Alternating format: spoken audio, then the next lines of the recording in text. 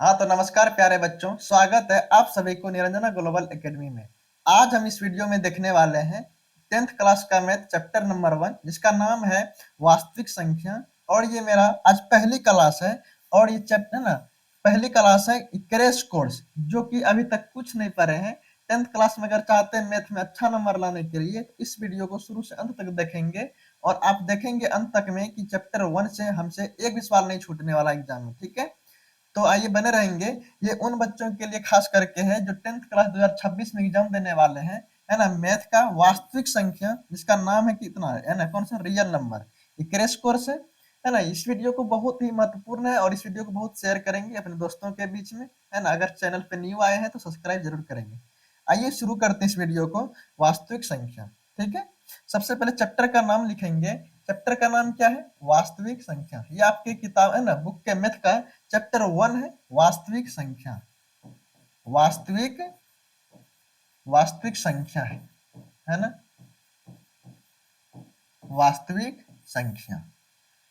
अब बताएंगे कि कितने ऐसे अंक है ना, कितने ऐसे अंक है जो कि हम संख्या बना सकते हैं। अब जरा बताएंगे, है ना। अब बताएंगे कितने ऐसे संख्या है, अंक है जिससे हम कोई भी संख्या बना सकते हैं या कोई संख्या लिख सकते हैं।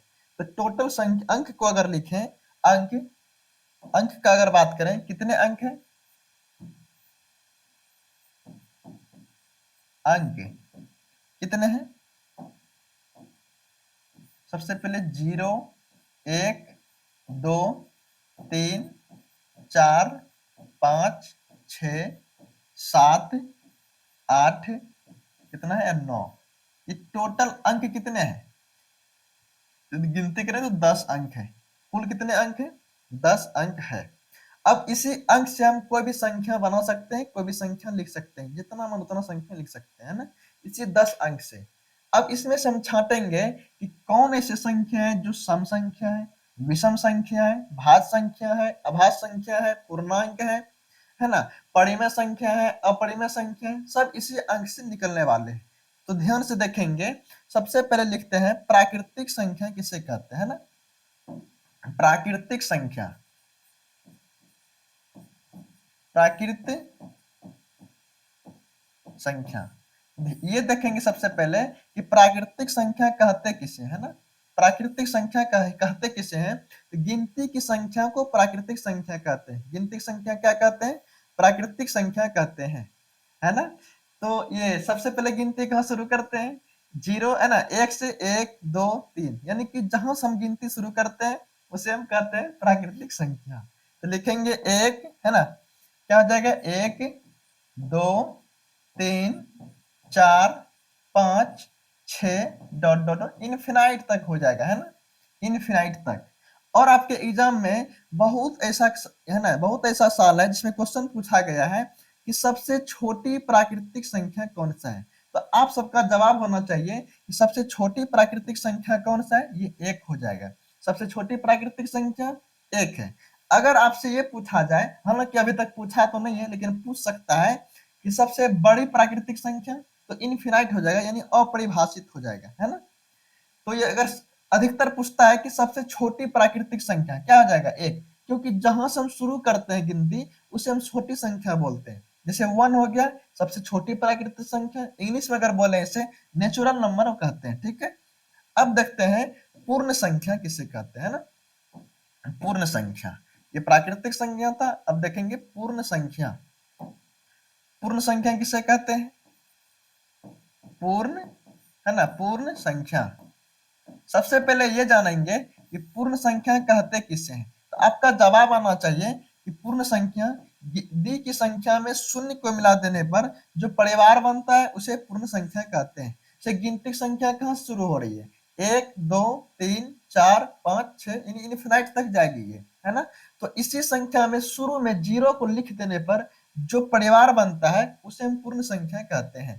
तो लिखेंगे 0, 1, 2, 3, 4, 5, इनफिनाइट तक, है ना। ये पूर्ण संख्या कहलाएगी। और आपके एग्जाम में हम अभी क्वेश्चन जस्ट देख रहे थे, तो इसमें कई बार देखा गया है कि कई बार पूछा गया है कि सबसे छोटी पूर्ण संख्या कौन सा है, जीरो। सबसे छोटी पूर्ण संख्या कौन सा है, जीरो है। और आपसे एग्जाम में ये भी पूछ सकता है सवाल कि सबसे छोटी प्राकृतिक संख्या, अच्छा आप बताइएगा सबसे छोटी प्राकृतिक संख्या कौन सा है, एक। और आपको ये पूछेगा कि सबसे छोटे प्राकृतिक संख्या और सबसे छोटी पूर्ण संख्या गुणनफल निम्नलिखित में क्या होगा। आपको ये जवाब आना चाहिए कि सबसे छोटी प्राकृतिक संख्या क्या है, वन, और सबसे छोटी पूर्ण संख्या क्या है, जीरो। जीरो गुना वन करेंगे तो क्या हो जाएगा, तो किसी भी संख्या में अगर जीरो से गुना करते हैं उसकी संख्या हमेशा क्या होता है, जीरो के बराबर होते हैं। तो वन गुना जीरो करेंगे तो क्या हो जाएगा, जीरो हो जाएगा, है ना। आप लोग जानते होंगे। तो पूर्ण संख्या सबसे छोटी क्या है, जीरो, और प्राकृतिक संख्या सबसे छोटी वन। तो वन गुना जीरो क्या हो जाएगा, जीरो, है ना। अब चलते हैं, पूर्ण संख्या समझ में आ गया होगा। अब देखते हैं सम संख्या किसे कहते हैं ना, सम संख्या किसे कहते हैं, सम संख्या किसे कहते हैं, सम संख्या, सम संख्या किसे कहेंगे। तो जो आप, बहुत सिंपल है कि जो संख्या दो से पूरा पूरा भाग लग जाए उसे सम संख्या कहते हैं, उसे क्या कहते हैं, सम संख्या कहते हैं। जैसे मान के चलिए यहाँ पर प्राकृतिक संख्या पहले क्या है, एक है। एक में अगर हम दो से भाग दें तो पूरा पूरा लगेगा क्या, नहीं लग रहा है, क्योंकि दो कंधों में एक नहीं है। अब भाग देते हैं, दो से भाग देंगे अगर, किसमें, इस दो में अगर भाग दें दो से, क्योंकि हम जानते हैं सम संख्या किसे कहते हैं, जो संख्या दो से पूरा पूरा कट जाए उसे सम संख्या कहते हैं। तो दो एकम दो, दो में दो कट गया पूरा, यानी कि दो क्या हो जाएगा, एक सम संख्या, दो क्या हो जाएगा, सम संख्या हो जाएगा। अब तीन में दो से भाग देके देखते हैं, है ना, तीन में भागा देंगे दो से, कितना हो जाता है, एक बार में दो, तीन में से दो जाएगा एक। तो पॉइंट देना होता है इसके लिए, तो पांच बार में कितना हो जाएगा, दस। पूरा तो कट गया लेकिन पॉइंट आ गया, तो पॉइंट नहीं आना चाहिए, ऐसे पूरा पूरा कटना चाहिए, लेकिन पूरे पूरा तो नहीं कटा तीन, तो ये हो जाएगा क्या, विषम संख्या, ना सम संख्या नहीं होगा। अब चार में भाग देख देखते हैं, चार में, है ना, चार में भागा देते हैं किससे, दो से, दो दूना चार, तो पूरा कट गया, तो क्या हो जाएगा, चार क्या होगा, सम संख्या, लिखेंगे चार सम संख्या। यानी कि दो का अंतर होता है सम संख्या में। दो, चार, छ, आठ, 10, 11, है ना, 11 नहीं, 12, डॉट डॉट डॉट, ये इनफिनाइट तक जाएगी, है ना, बहुत अनंत तक है इसका सीमा, कोई सीमा नहीं सम संख्या की। सम संख्या क्या है, जो दो से पूरा पूरा भाग लग जाए उसे क्या कहते हैं, सम संख्या। जैसे में दो, चार, छ, आठ, 10, 12, इनफिनाइट। या हम नोट में भी लिख सकते हैं, नोट में लिख लेंगे, है ना, नोट में देख लिख सकते हैं कि सम संख्या का इकाई अंक, है ना, सम संख्या की इकाई अंक, की इकाई अंक 0, 2, 4, 6 और 8 होती है, 8 होती है, ठीक है। क्या लिखे हैं, सम संख्या की इकाई अंक क्या होता है, 0, 2, 4, 6 और 8 होती है। ध्यान देंगे इसका इकाई अंक क्या है, 2, यानी सम संख्या है। इकाई अंक क्या है, 0, सम संख्या। 8, 4, ये सब के सब क्या हो जाएगा, सम संख्या हो जाएगा। अब इसमें से निकलेगा विषम संख्या किसे कहते हैं, तो लिखेंगे विषम संख्या किसे कहते हैं, है ना, विषम संख्या, विषम संख्या किसे कहते हैं,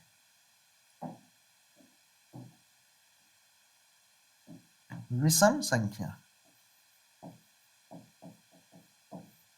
विषम, विषम संख्या लिखेंगे। विषम संख्या कहते किसे, पहले वैसी प्राकृतिक संख्या जो दो से पूरा पूरा भाग ना लगे उसे विषम संख्या कहते हैं। सम में क्या आप देखे थे, जो दो से पूरा पूरा भाग लगे। विषम में क्या है, जो दो से पूरा पूरा भाग ना लगे। तो लिखेंगे विषम संख्या किसे कहते हैं, जो दो से पूरा पूरा भाग ना लगे, क्या हो जाएगा, 1, 3, 5, 7, 9, 11, है ना, 13, ये डॉट डॉट इनफिनाइट तक हो जाएगा, है ना। और आपके एग्जाम में कई बार ऐसा सवाल पूछा जा चुका है कि सबसे छोटी विषम संख्या क्या हो जाएगा, 1। सबसे छोटी विषम संख्या 1 हो जाएगा, और सबसे छोटी सम संख्या 2, है ना। ये अधिकतर पूछते रहता है कि सबसे छोटी क्या है, सब है ना। बड़ी तो पूछेगा नहीं, क्योंकि बड़ी अनंत है, अपरिभाषित है। तो सबसे छोटी सम संख्या क्या हो जाएगा, 2। सबसे छोटी विषम संख्या 1 हो जाएगा, है ना। क्या लिखे, प्राकृतिक संख्या, पूर्ण संख्या, सम संख्या, विषम संख्या। अब हम लोग देखेंगे कि इसमें पूर्णांक क्या होता है ना। पूर्णांक, पूर्णांक देखेंगे। पूर्णांक,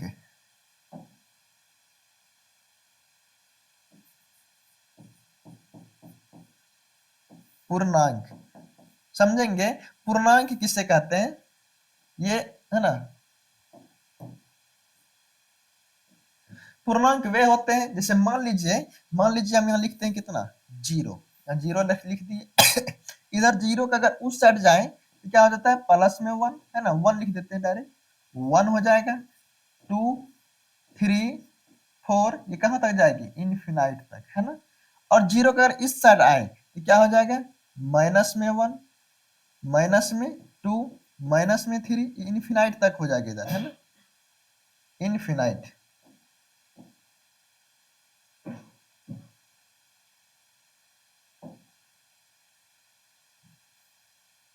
इधर क्या हो जाएगा, इनफिनाइट तक हो जाएगा, है ना। तो पूर्णांक क्या है, यानी कि माइनस में भी संख्या जो है क्या हो जाएगा, पूर्णांक। ठीक से लिख देते हैं, माइनस में, है ना, माइनस में 1, माइनस में 2, ये हो जाएगा इनफिनाइट तक। यानी कि जीरो से जितने पीछे माइनस में हो, या जीरो के बाद की संख्या जो प्लस में धनात्मक में होती है, वो सब के सब क्या हो जाएगा, पूर्णांक कहलाता है। क्या कहलाता है, पूर्णांक संख्या कहते हैं। ठीक है। अब देखते हैं भाज्य संख्या किसे कहते हैं, है ना। भाज्य संख्या किसे कहते हैं, भाज्य संख्या, भाज्य संख्या, भाज्य संख्या किसे कहते हैं, आप लोग बताएंगे भाज्य संख्या किसे कहते हैं। भाज्य संख्या हम उसे कहेंगे, परिभाषा इसका यह है कि वैसी प्राकृतिक संख्या, वैसी प्राकृतिक संख्या जो एक या अपने आप को छोड़कर किसी दूसरी संख्या से भाग लगे, उसे हम भाज्य संख्या कहते हैं। उसे क्या कहते हैं, भाज्य संख्या कहते हैं। जैसे हम लिखते हैं अगर एक को देखें, एक को किससे किससे भाग लगेगा, एक और एक से लग रहा है। अगर हम यहाँ पे 2 लिखें, 2, 2 किससे लग रहा है, सिर्फ एक है ना, एक से लग रहा है, और किससे, 2 से। ये भाज्य संख्या नहीं हो रहा है, क्योंकि भाज्य संख्या का परिभाषा ये है कि वैसी प्राकृतिक संख्या जो एक या अपने आप को छोड़कर किसी दूसरी संख्या से भी भाग लगे, या किसी दूसरे संख्या से भाग नहीं लग रहा है। अब लिखते हैं 3। 3 को अगर देखें, 3 किससे किससे भाग लग रहा है, 1 और 3 से। ये भी किसी दूसरे संख्या से भाग नहीं लग रहा है, तो 3 भी क्या हो जाएगा, भाज्य संख्या नहीं होगा। अब लिखते हैं 4। 4 को देखते हैं किससे किससे भाग लगता है ना, कि 1 से भी लग रहा है, 2 से भी लग रहा है, 4 से भी। यानी कि 1 और 4 के अलावे किससे भाग लग रहा है, 2 से भी लग रहा है, यानी किसी दूसरे संख्या से भी भाग लग रहा है, तो ये क्या कहलाएगा, भाज्य संख्या। क्या कहलाएगा, भाज्य संख्या। तो लिखेंगे यहां पर 4 कोमा कितना हो जाएगा, 6। फिर 6 को अगर देखें, 6 किससे किससे भाग लग रहा है, 1 से लग रहा है, फिर किससे, 2 से लग रहा है, 3 से, 6 से। यानी कि 1 और 6 के अलावे किससे किससे भाग लग रहा है, 2 और 3 से भाग लग रहा है, तो 6 क्या हो जाएगा, भाज्य संख्या कहलाएगा। क्या हो जाएगा, भाज्य संख्या। तो लिखेंगे 4 के बाद 6 6 के बाद क्या हो जाएगा, 8, 8 के बाद 9, क्योंकि 9 एक का एक में भी है ना, 3 का 3, 3 से भी खा जाएगा पूरा पूरा भाग। 4, 6, 8, 9, 10, फिर क्या होगा, 12। ये भी हो जाएगा क्या, इनफिनाइट तक। कहां तक, इनफिनाइट तक हो जाएगा। ठीक है। अब आपसे ये पूछ रहे हैं कि एग्जाम में ये पूछेगा कि सबसे छोटी भाज्य संख्या क्या है। सबसे छोटी भाज्य संख्या क्या है, 4 है। इसे याद रखना है, सबसे छोटी भाज्य संख्या क्या है, 4 है। ठीक है। हम भाज्य संख्या को यौगिक संख्या भी कहते हैं। अगर भाज्य संख्या के जगह पर एग्जाम में यौगिक लिखा रहे तो लिख देना है क्या, सबसे छोटी यौगिक संख्या 4 हो जाएगा, है ना। अब लिखेंगे हमने अभाज्य संख्या। क्या लिखेंगे अभाज्य संख्या किसे कहते हैं, अभाज्य संख्या, है ना। अभाज्य संख्या, अभाज्य संख्या, इसका ठीक उल्टा हो जाएगा अभाज्य संख्या, है ना। अभाज्य संख्या किसे कहते हैं? वैसी संख्या जो एक या अपने आप को छोड़कर किसी दूसरी संख्या से भाग न लगे उसे क्या कहते हैं? अभाज्य संख्या। वैसी प्राकृतिक संख्या जो एक या अपने आप को छोड़कर किसी दूसरी संख्या से भाग न लगे उसे क्या कहते हैं? अभाज्य संख्या कहते हैं। जैसे हम अगर लिखें 2 हो जाएगा दो क्योंकि दो ऐसी संख्या है ये सिर्फ एक और दो से ही भाग लगेगा और किसी दूसरी संख्या से भाग नहीं लगेगा। 2 हो जाएगा, 3 हो जाएगा, है ना, 3, 5 हो जाएगा, 2, 3, 5, 7, 8 नहीं होगा, 9 भी नहीं, 10 नहीं, अब सीधे क्या होगा? 11, 13, है ना, 14, ये इस तरह से इनफिनाइट तक हो जाएगा। कहाँ तक? इनफिनाइट, है ना, 14 नहीं होगा क्योंकि 14 दुक्का दो में भी है, सतका सात में भी, 14 नहीं। 13 बाद क्या हो जाएगा? 17, क्या हो जाएगा? 17, 2, 3, 5, 7, 11, 13, 17, 19, बहुत सारे से अनंत तक हो जाएगी। और आपके एग्जाम में बहुत सारे यहाँ से कुछ ऑब्जेक्टिव, बहुत सारे नहीं, 2-3 ऐसे ऑब्जेक्टिव है जो आपके एग्जाम में पूछा ही जाता है। आपके एग्जाम में पहला ऑब्जेक्टिव पूछेगा कि सबसे छोटी अभाज्य संख्या क्या है? 2। क्या बोलना है? सबसे छोटी अभाज्य संख्या क्या है? 2 है। क्या है? 2। सबसे छोटी अभाज्य संख्या 2 है और सबसे छोटी भाज्य संख्या क्या है? 4 है। और एग्जाम में ये भी पूछेगा कि सबसे, है ना, एकमात्र एकमात्र सम अभाज्य संख्या कौन सा है? 2 हो जाएगा। क्या हो जाएगा? 2। एकमात्र सम अभाज्य संख्या 2 हो जाएगा। और आपके एग्जाम में ये भी पूछ सकता है कि सबसे छोटी भाज्य संख्या, ध्यान देंगे क्वेश्चन क्या है, सबसे छोटी भाज्य संख्या और सबसे छोटी अभाज्य संख्या के गुणनफल का मान क्या होगा? भागफल का मान क्या होगा? योगफल का मान क्या होगा? अंतर क्या होगा? ये आपके एग्जाम में पूछता है। अगर हम बात करें, सबसे छोटी भाज्य संख्या 4 है। क्या है? 4 है। और सबसे छोटी अभाज्य संख्या क्या है? 2 है। अगर पूछे आप इसका गुणनफल क्या होगा, तो गुणनफल इसका हो जाएगा कितना? 8। ये ऑब्जेक्टिव में पूछता है इस तरह का सवाल, क्लास 10th में।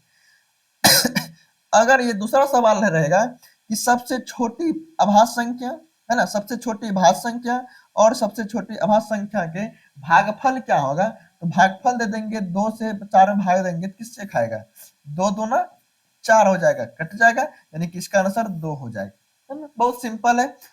और ये पूछ याद रखना है, एकमात्र सम अभाज्य संख्या कौन सा है? 2 हो जाएगा। क्या हो जाएगा? 2 हो जाएगा, है ना। इसे मिटा देते हैं। अब देखते हैं हम लोग क्या क्या देख लिए हैं। प्राकृतिक संख्या, सबसे छोटी प्राकृतिक संख्या 1, पूर्ण संख्या सबसे छोटी पूर्ण संख्या 0, सम संख्या सबसे छोटी सम संख्या 2। ये नोट में लिख दिए हैं। सम संख्या की इकाई अंक 0, 2, 4, 6 और 8 होती है। विषम संख्या 1, 3, 5, सबसे छोटी विषम संख्या क्या हो जाएगा? 1 हो जाएगी। पूर्णांक, पूर्णांक, है ना, माइनस में भी होता है, यानी ऋणात्मक में भी और धनात्मक में भी, और 0 भी होते हैं। अब भाज्य संख्या क्या है? भाज्य संख्या, भाज्य संख्या वैसी संख्या जो एक या अपने आप छोड़कर किसी दूसरे संख्या से भाग लगे उसे क्या कहते हैं? भाज्य संख्या कहते हैं। अभाज्य संख्या क्या है? वैसी प्राकृतिक संख्या जो 2 से पूरा पूरा, है ना, अभाज्य संख्या वैसी प्राकृतिक संख्या जो एक या अपने आप को छोड़कर किसी दूसरी संख्या से भाग न लगे उसे अभाज्य संख्या कहते हैं। सबसे छोटी अभाज्य संख्या 2 हो जाएगा। ठीक है। अब देखते हैं हम लोग परिमेय संख्या और अपरिमेय संख्या क्या है। सबसे पहले जानेंगे परिमेय संख्या क्या है। परिमेय संख्या, परिमेय संख्या,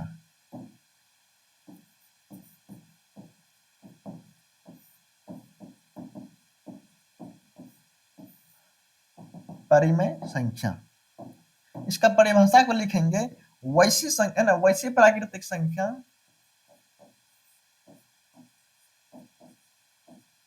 वैसी प्राकृतिक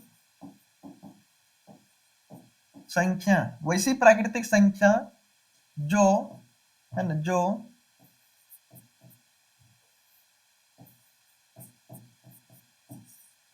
पी वाई क्यू, है ना, वैसी प्राकृतिक संख्या जो पी वाई क्यू के रूप में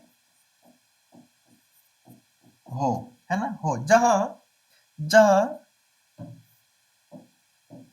जहां लिखते हैं, जहां क्यू बराबर ना हो जीरो, क्यू बराबर ना हो जीरो, और है ना पी क्यू, पी क्यू क्या हो, पूर्णांक हो, पूर्णांक हो, पी क्यू क्या हो, पूर्णांक हो।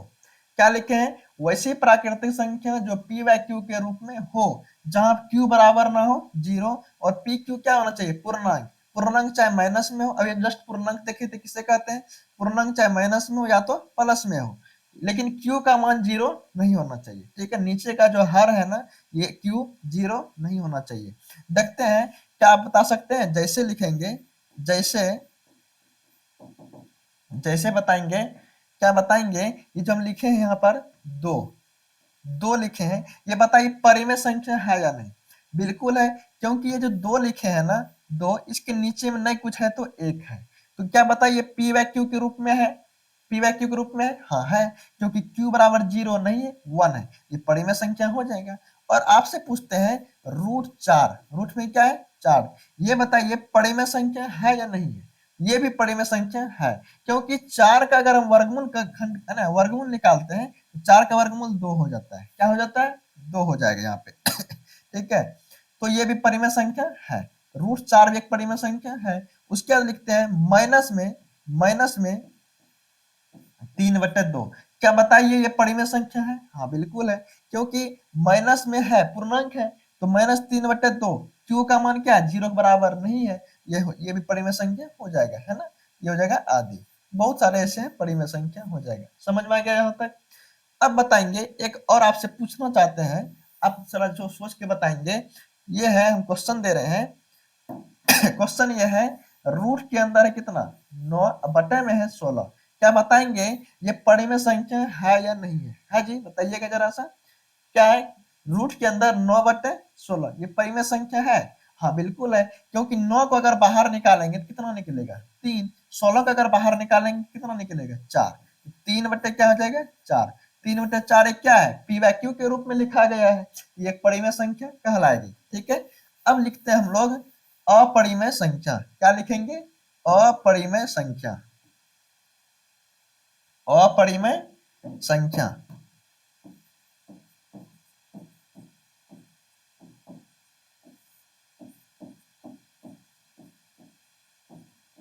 अपरिमेय अपरिमेय संख्या, अपरिमेय किसे कहते हैं, वैसी संख्या जो है ना,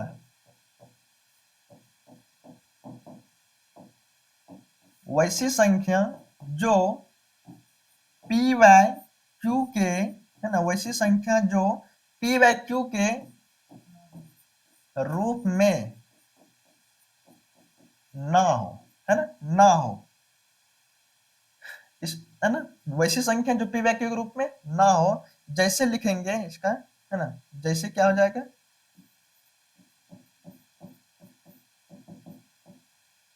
जैसे है, गाना बंद करवाओ जी, जैसे में क्या हो जाएगा,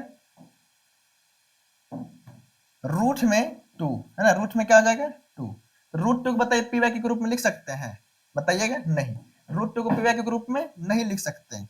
उसके बाद लिखेंगे दो, है ना, 2 पॉइंट में 2 3, 2 2 3, 2 2 2 3, क्या बताइए ये अपरिमेय संख्या है, हाँ है, क्योंकि हम इसे पी वाई के ग्रुप में नहीं लिख सकते हैं। ठीक है उसके बाद लिखते हैं रूट में 7, रूट में 7, ये भी क्या है, परिमेय का अपरिमेय है, तो अपरिमेय संख्या है। और लिखते हैं दूसरा, दूसरा संख्या हो जाएगा रूट 2, है ना, रूट 7, उसके बाद है रूट 3 बटे में, है ना, रूट 3, रूट के अंदर में लिखेंगे 3/7, ये भी क्या हो जाएगा, अपरिमेय संख्या हो जाएगा, आदि हो जाएगा है ना, आदि,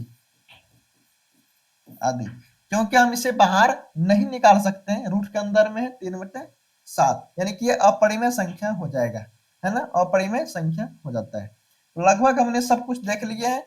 अब हम देखते हैं इसके बाद भाज्य और अभाज्य करने का नियम, एक और लिख लेंगे अपने कॉपी में नोट करके, बहुत ही इंपॉर्टेंट है ना, कुछ सूत्र है, फॉर्मूला ये है कि लगातार, है ना, लिखेंगे लगातार सम संख्याओं, है ना, लगातार सम संख्याओं का योग क्या होगा। फॉर्मूला है ना, n into n plus one, है ना, n into n plus one बटन क्या हो जाएगा 2। हम क्या लिखें फॉर्मूला में, फॉर्मूला है लगातार सम, है ना, लगातार सम संख्याओं का योग n into n plus one बटे में 2। उसको उठाइए, ये n into n plus one, ये हो जाएगा कितना, जैसे लगातार कोई संख्या लेते हैं 1 प्लस में 2 प्राकृतिक, है ना, अच्छा सम संख्या है ना, सम संख्या का फॉर्मूला ये हो जाएगा n into n plus one, लगातार सम संख्याओं का योग। लिखेंगे इसे 2 4 6 8, कई को संख्या है 4, तो लिखेंगे 4 इंटू में 4 प्लस में 1, तो 4 गुना में 5 बराबर कितना, पंचों का 20, और इसे आप जोड़ेंगे तो कितना हो जाएगा 20, जोड़ेंगे 6, है ना, 2 प्लस 4 प्लस 6 प्लस 8 कितना होगा 20, 4 2 6 6 12 20 हो जाएगा, है ना। तो लगातार सम संख्याओं का योग का सूत्र क्या हो जाएगा, n into n plus one हो जाएगा, है ना। अब देखते हैं लगातार है ना, लगातार n प्राकृतिक संख्याओं का योग, लगातार लगातार लगातार n प्राकृतिक संख्याओं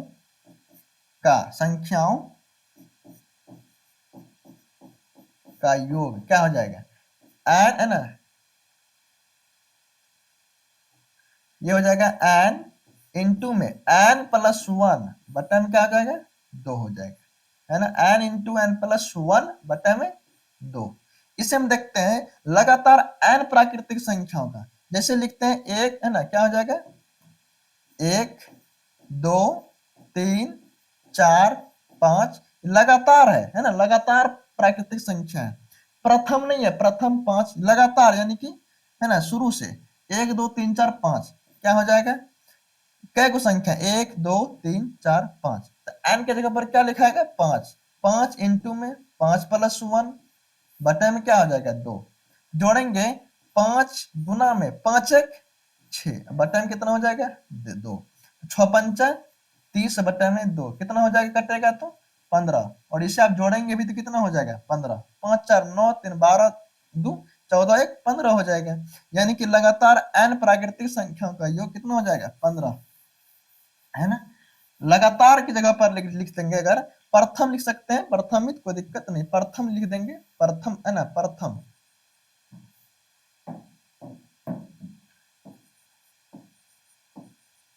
प्रथम सम संख्या, है ना, प्रथम n प्राकृतिक संख्या। अब फॉर्मूला लिखेंगे अगला, प्रथम प्रथम, है ना, विषम संख्याओं का योग, प्रथम विषम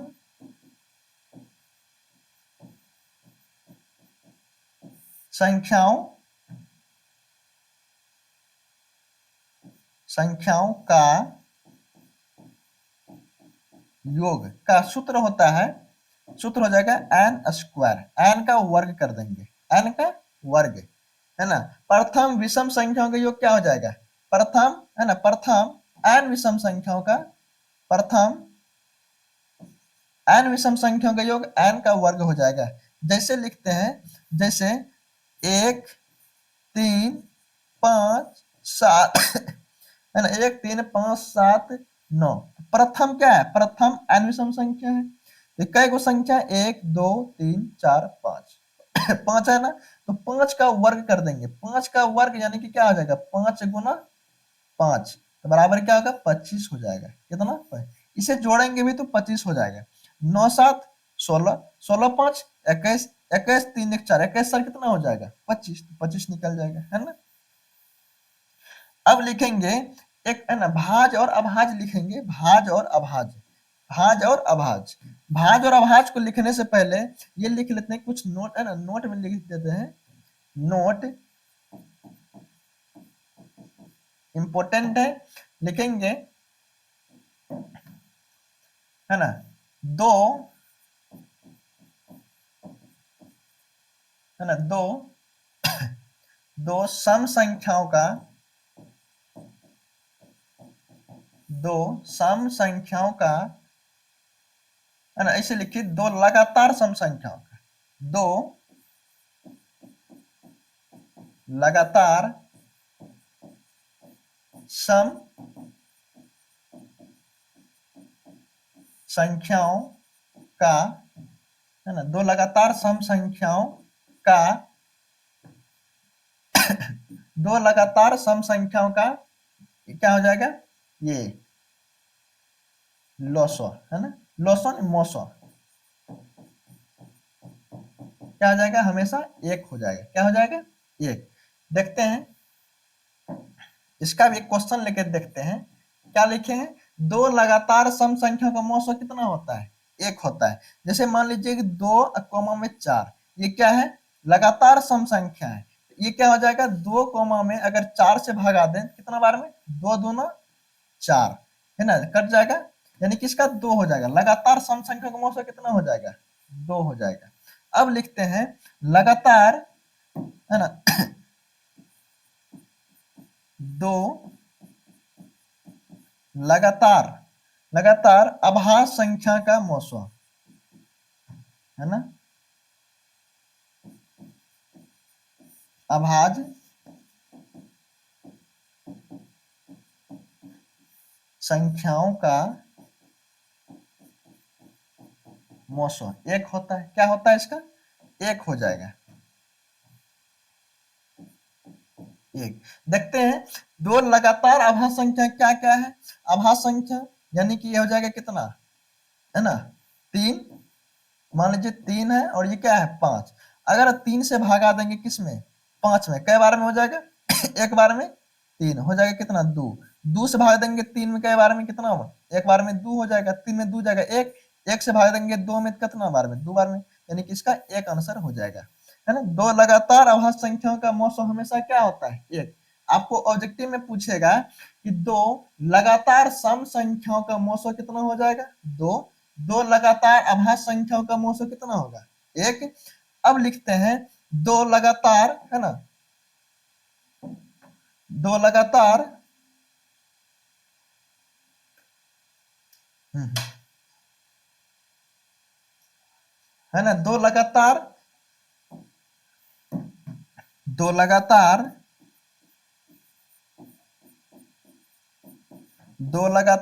है ना, दो लगातार सम संख्याओं का मौसो दो, दो लगातार अभाज्य संख्याओं का मौसो एक, दो लगातार, है ना, दो लगातार विषम संख्याओं का मौसो, है ना, विषम, दो लगातार, है ना, प्राकृतिक संख्या लिखिए, प्राकृतिक संख्याओं का, प्राकृतिक संख्याओं का मौसो, प्राकृतिक संख्याओं का मौसो हमेशा क्या होगा, एक हो जाएगा, क्या होगा, एक, एक हो जाए, है ना। दो लगातार सम संख्याओं का मौसो दो, देख लेते हैं, अगर लगातार है ना, प्राकृतिक संख्या का, जैसे 2 लिखे हैं 3, 2 से अगर 3 में भाग देंगे तो कितना बार में, एक बार में 2 हो जाएगा, एक, एक भगा 2 करेंगे तो 2, है ना, 2 बार में 2 का, यानी कि हमेशा क्या हो जाएगा, एक हो जाएगा। इस टॉपिक को याद रखना है, जैसे एक टॉपिक यहाँ पर लिखे हैं, कुछ टॉपिक, प्रथम सम संख्याओं का योग सूत्र क्या, n into n plus one, याद रखना है।